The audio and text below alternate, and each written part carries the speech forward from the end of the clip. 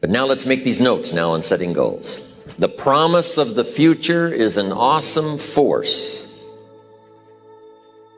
We look back for experience, but we have to look forward now for inspiration.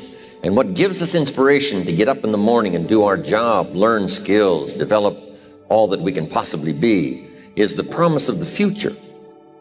And it can be so powerful that it can overwhelm any adversary you might have, any difficulties you might have. Here's a key phrase: reasons make the difference in how your life works out. Reasons make the difference in your appetite and zest for taking on the challenge, doing the job, becoming successful. Mr. Schoaf said, if you have enough reasons, you can do the most incredible things. You can get through the most difficult day. You can overcome the most unbelievable challenges if you have enough reasons. And so he said to me, if you haven't got a list of your goals, Mr. Rohn, it's probably because you don't have enough reasons. He said, I'm sure since I've met you, you have enough intelligence. And he said, you have enough good health. And he said, you have, all of those things working for you. But here's what you must work on now is to have enough reasons. Looking into the future, developing reasons. Okay. Now here's a note to make. It's important to make sure that the greatest pull on your life is the pull of the future. Some people let the past pull them back. The past can be like gravity if you let it to pull you back. Some people live in the past. They live in the darkness of the past. They live in the mistakes of the past. They live in the discouragement of the past. They didn't make it, and that affects them for the rest of their life, living in the past. So we don't want the past to pull us back, to live in the past. So make this note: dreams and goals can become magnets. Dreams and goals can become magnets. And the stronger the goal, the higher the purpose, the more powerful the objective, the stronger this magnet is that pulls you that direction. Now, not only does your goals and your objectives pull you that direction, here's what they also do. They pull you through. They pull you through all kinds of down days. They pull you through a difficult time. It'll pull you through some winter of your life. Some people get lost in the confusion of the day simply because their goal is not right enough to pull them through. Next, it's goals that drive us to take advantage of the spring. Why would the farmer put the plow in the ground in the spring if he couldn't see the vision of the harvest when the summer is finished? Is it possible to see the finished harvest? And the answer is yes. We do that simply by faith. Key phrase: faith is the ability to see things that don't yet exist. So here's what we want to do in our goal-setting session, is to start looking into the future of what you would like to accomplish, and where you would like to go, the person you would like to be, and see if you can't get a better picture of the finished objective. See yourself there. See yourself in possession of. There's nothing you can do about the past, but you can do a great deal about your future. You don't have to be the same person you were yesterday. You can make changes in your life, absolutely startling changes, in a fairly short period of time. You can make changes you can't even conceive of now. If you give yourself a chance, your abilities will grow. You have untapped talents and potential that you haven't even reached for yet. And as time goes on, you'll be able to reach deeper and deeper. The first thing you'll know, you'll be able to do things you never thought you could do. You'll be able to handle things you never thought you could handle. You'll have ideas that you've never had before. All of this is sparked by the goal-setting process. When you know what you want, and you want it badly enough, the answers will come to you. I can't tell you why it works. All I know is, it works. Give yourself a chance to become all you can become and to accomplish all you can accomplish. Let me give you a Bible philosophy that teaches how to get whatever you want. Here's what it says: ask. That's it. Ask. Of all the important skills to learn in life, be sure to include the skill of asking. What does ask mean? Ask means, what do you want?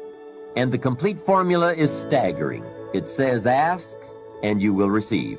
Work on your list of why. One of the big thrusts for success is to come up with a strong enough why. In leadership training, here's what we learn. If the why is powerful, the how is easy.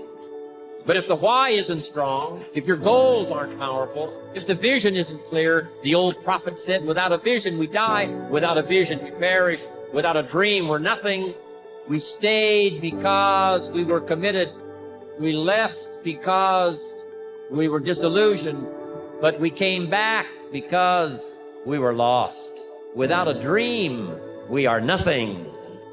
When the why gets big, powerful, strong, how seems to be so much easier. Without a strong enough why, the how seems to be too difficult almost to accomplish. Say, how do you manage your time? Hey, if you had strong and powerful enough goals, you'd figure out how to manage your time. You'd get a book on the subject. You'd do something to manage your time if it was worth it. If it's not worth it, why would you bother studying the art of managing your time if it really doesn't matter? But if it really mattered in the accomplishment of your goals and why you wish to accomplish them, see, you can do anything. You can get up any hour, read any book, take any class, make any change, develop any skill, do any discipline. You can do it all. When this how and the why, or when the why starts to grow, the how gets simple. Maybe one of your goals was to have $1 million home on the hill overlooking Snake River Valley. Okay, that'd be a good goal, $1 million home. Here's the next question. What for? What for? A house is a house is a house with bricks and wood and walls and roof. The key, yes, $1 million home, that'd be wonderful, but what for? So now jot this down. Purpose is stronger than object. The object would be the house, and that'll pull. That's a worthy goal to go for, the object of the house. But here's a stronger goal, the purpose for the $1 million home. So if you got that line, it's one of my best for the whole day. Purpose is stronger than object. It's okay to have plenty of objects to go for on your goal list. But always keep asking yourself the question, and sometimes it's good to just write it out. Here's why I want this money.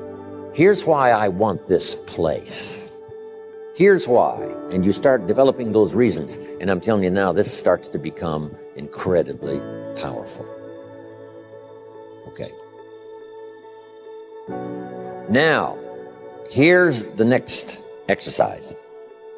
I want you to look now at the whole list that you've written and the exercises we've done. Now I want you to answer this question. What kind of person must I become to achieve all I want? Now we've got two things working. What you become helps you to achieve, and what you achieve helps you to become. And the more you become, the more you can achieve, and the more you achieve, the more you can become. Who knows which affects the other the most? Your concept of the person you think you must become to achieve what you want. This is time for a little truth here. Maybe you need to become much wiser than you are at the moment. You need to become stronger. You need to have better health. Maybe you need a little coaching to really become the person I want to become. I'm going to have some coaching. Physical coaching, spiritual coaching, developing skills coaching. To be the influence you want to be, you got to build an incredible reputation. What kind of person must I be to attract all that I want in my life and the people that I want and the opportunities that I want? Don't set your goals too low. Don't join an easy crowd. You won't grow. Go where the expectations are high. Go where the demands are high. Go where the pressure's on to perform, to grow, to change, to develop, to read, to study, to develop skills. I belong to a small group. We do business around the world. You cannot believe the expectations at that level.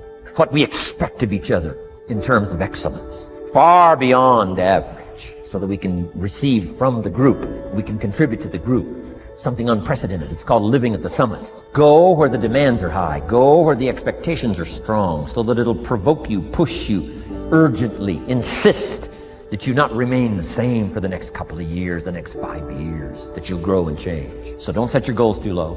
But you've got to do better than work hard and be sincere all of your life. You'll wind up broke and embarrassed. You've got to be better than a good worker. You've got to be a good asker. Let me give you some key points on this asking and receiving, setting goals, asking of life. Here's part of the philosophy that helped me to change. First, asking starts the receiving process. Asking is like pushing a button, and all this machinery starts working, mental and emotional machinery. I don't even know how it works, but I do know it works. There are a lot of things you don't need to know how they work. Just work them. Some people are always studying the roots. Others are picking the fruit. It all depends on what end of it you want in on. So asking is the beginning of receiving. Second, receiving is not the problem. You don't have to work on receiving. It's automatic. So if receiving is not the problem, what is the problem? It's failing to ask. The man says, I see it now. I got up every day this year and hit it hard, but nowhere in my house is there a list of what I want from my life. Can you see? Good worker, poor asker. Third, receiving is like the ocean. There's plenty, especially in this country. It's like an ocean here. Here, success is not in short supply. It isn't rationed, so that when you step up to the window, it's all gone. No, no. Well, if that's true, what is the problem? Well, the problem is some people go to the ocean with a teaspoon. Have you got the picture? A teaspoon. What I suggest you do in view of the size of the ocean is trade your teaspoon for at least a bucket. And you will look better at the ocean with a bucket. Kids won't make fun of you. Now, here's something else to remember about asking. There are two ways to ask. One is ask with intelligence. It didn't say ask intelligently, but I'm sure it meant that. Don't mumble. You won't get anything by mumbling. Be clear, be specific. Intelligent asking means how high, how long, how much, when, what size, what model, what color. Describe what you want. Define it. Remember, well-defined goals are like magnets. The better you define them, the stronger they pull. And give your goals purpose. Answer both questions. What do I want? That's the object. And the second question, what for? That's purpose. Purpose is stronger than object. What you want is powerful and it will pull. But what you want it for is more powerful. Here's the second way to ask. Ask with faith. Faith is the childish part. It means believe you can get what you want like a child, not an adult. Many adults are too skeptical. They've lost that wonderful childlike faith and trust. Don't let that happen to you. Believe in, have faith in yourself and your goals. And get excited like a child. Childlike enthusiasm. Nothing can beat it. Kids think they can do anything. How exciting. They hate to go to bed at night and can't wait to get up in the morning. Develop that kind of enthusiasm toward your life and your goals. And be curious like a child. Kids can ask 1,000 questions. Just when you think they're finished, they come up with 1,000 more. They'll drive you to the brink. But it's really a virtue. Have plenty of curiosity. Ask questions. That's how you learn. Setting goals is a very important part of our life's process. Guess how many people have a constant plan for setting, rearranging, evaluating, and strengthening the purpose of their goals? The answer is very few. In fact, if you will do this, you will become among the few who do, that become the envy of all who watch. In the leadership seminar, we came up with a whole 10-year plan of goal setting, business goals and personal goals, family goals, economic goals, financial independence. It's a basic fundamental. In fact, if you will work hard on setting goals, put together a plan for setting goals, reevaluate them, rearrange them, constantly talk about them, go over them again and again, I tell you what this process will do in my personal opinion. It'll put you in what's known as the top 5%. And if you want to be successful, if you want your life to really change in major ways, this is one of the fundamentals. A constant plan for setting, rearranging, evaluating, and strengthening the purpose of your goals. We need to take a look into the future. We've got to have the future well designed. The future is called the promise. And here's what we teach in our leadership series. The promise of the future can be an awesome force for your own future. The promise of the future, designing the future. There's two ways to face the future. One is with apprehension, and the other is with anticipation. I promise you, in my travels around the world, most people face the future with apprehension. And here's why. They don't have it well designed. They've sort of left that up to someone else to fix. But here's the best way to face the future, with anticipation. And you can face the future with anticipation if the future is clear, if the future is well designed. In setting goals, it's very simple. Number one, decide what you want. You just take a little time. You sit down and say, what do I want? What kind of skills do I want? What kind of income do I want for the future? Where would I like to go? Places I'd like to visit? Habits I'd like to acquire, skills I'd like to have. You just take a little time to think about what you want. Economics, friendships, people you'd like to meet, places you'd like to go. You just take some time. And then I suggest, when you've thought about what you want for the future, make a list. Just jot it all down. It's really a very simple process.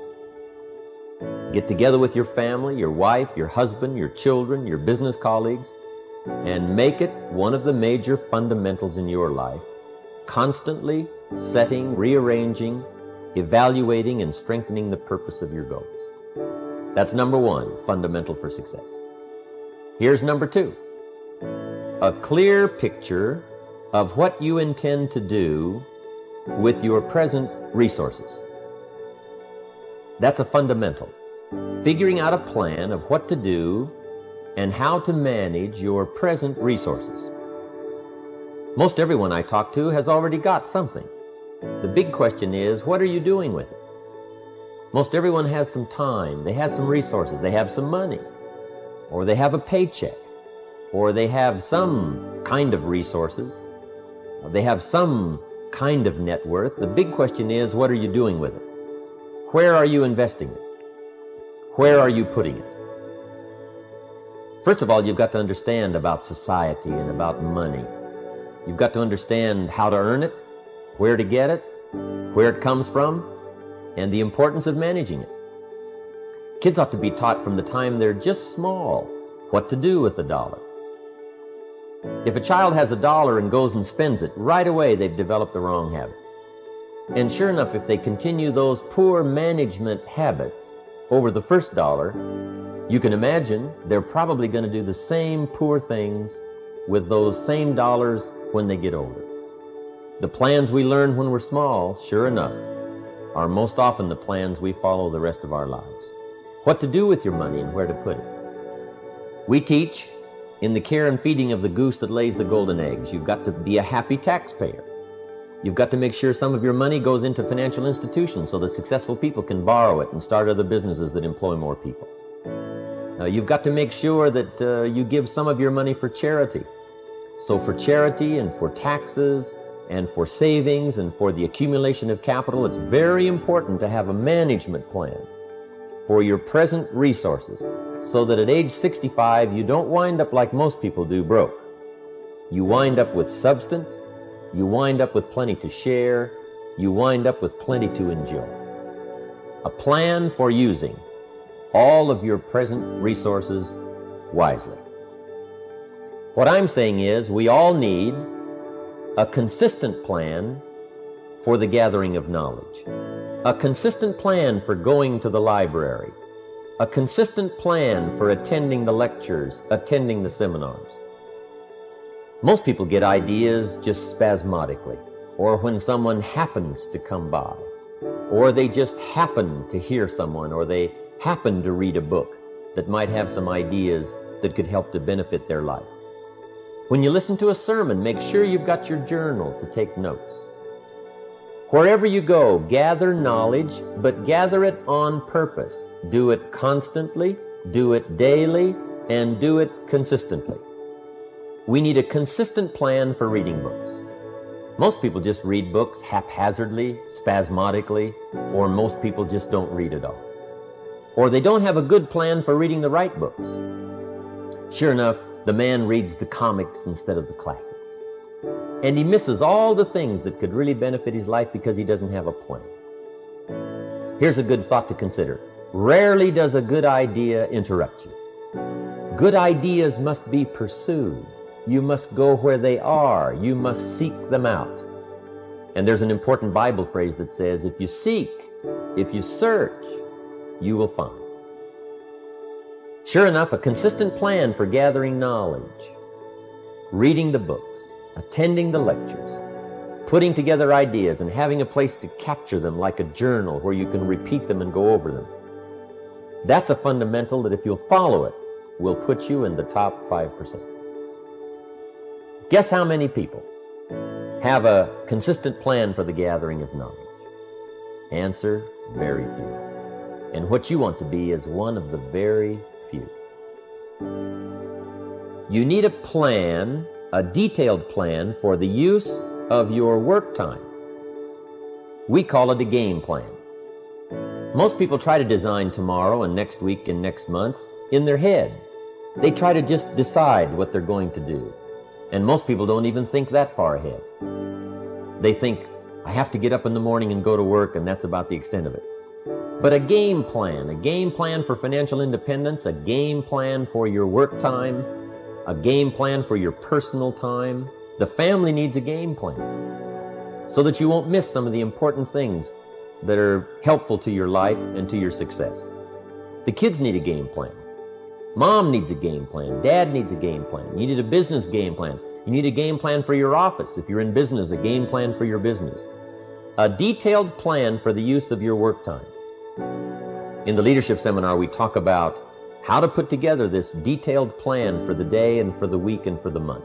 How to stretch out a plan for 6 months and for a year.